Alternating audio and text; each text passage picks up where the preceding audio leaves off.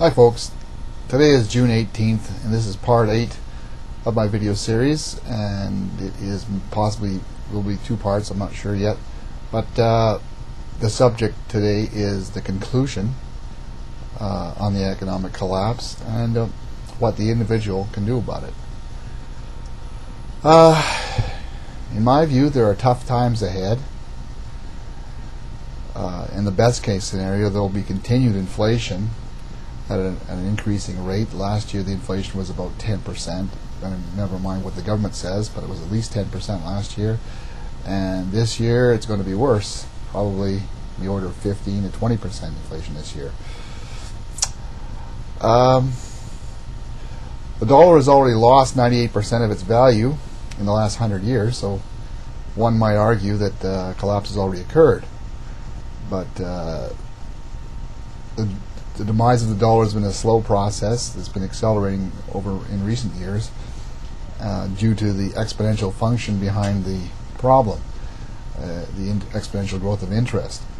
So now we're all seeing it. Everybody knows the dollar is inflating, losing its value, and it's visible on a weekly or monthly basis now for sure.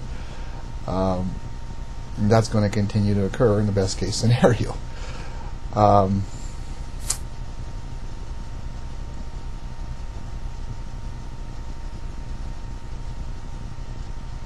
I hope that the best case scenario is what actually happens, because obviously it gives us more time to prepare for what's ahead. In a worst case scenario, there could be a quick unraveling and an uncontrolled fiscal crisis, collapse due to foreign debt foreign countries rejecting the dollar, or a repudiation of the debt of the by the United States government, or by a massive financial institution bankruptcy run. In that case, there could be very rapid hyperinflation or very rapid deflation of the currency. There are both inflationary and deflationary forces at work in the economy right now. The Fed printing money is an inflationary trend, obviously, and things like the housing bubble bursting are deflationary. It depends on the powers that be, I guess, on which way it goes. Finally, if there's going to be a rapid collapse, it could be deflationary or inflationary. Many experts are saying they're sure it's going to be inflationary, and just as many experts are saying they're sure it's going to be deflationary. So I guess the average Joe on the street really has to be prepared for either situation.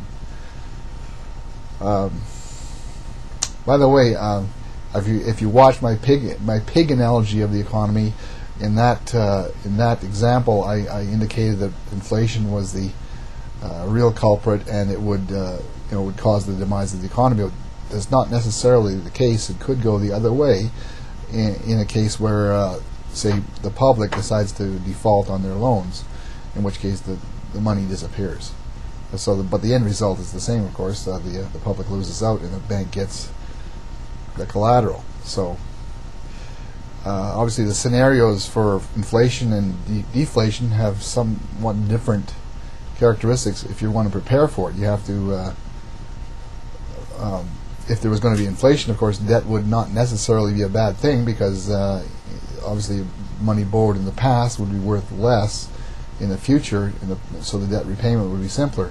Other way around, in deflation, of course, if you have a mortgage or whatever, a loan, and the dollar becomes more valuable than, or scarce in more case, and more valuable, then of course you're paying a debt that is really growing in value compared to what you're able to pay on it. So obviously there's 2 different scenarios there, and the best thing to do, of course, is to prepare for either scenario. If there is a rapid collapse of some sort, things will get very bad. There'll be social unrest, violence, martial law, disruption of basic services such as water and gasoline, that sort of thing.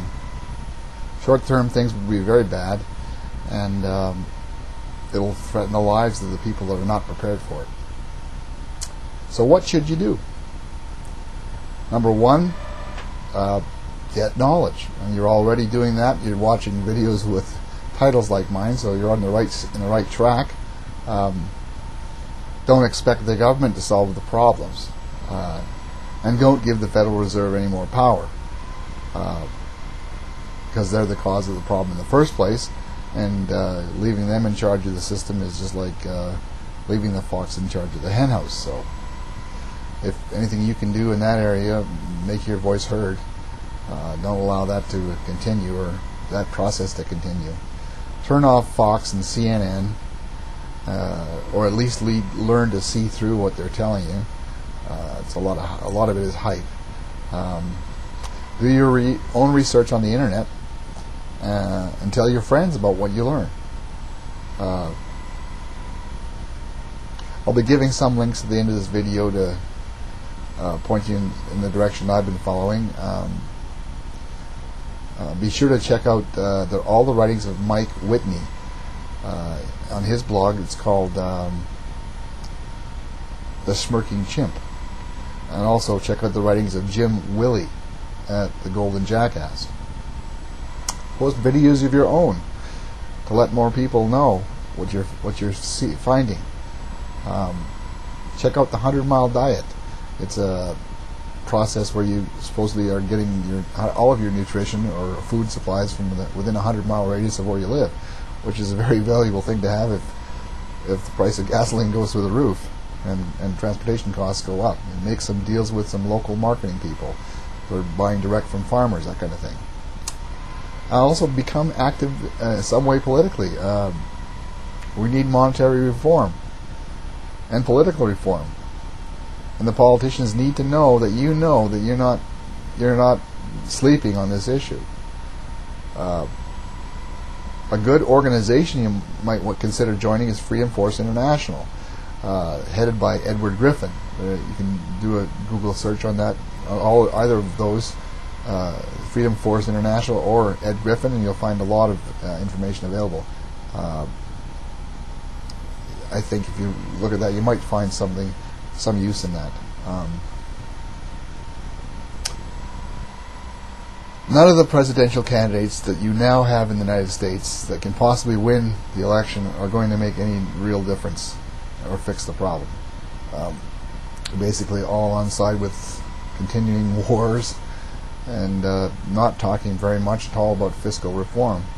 The only candidate that might have made a difference would be, well, there's maybe a few of them, but I think Ron Paul was the fellow that seemed to be at least talking about the fiscal problems in the United States and the reasons for them.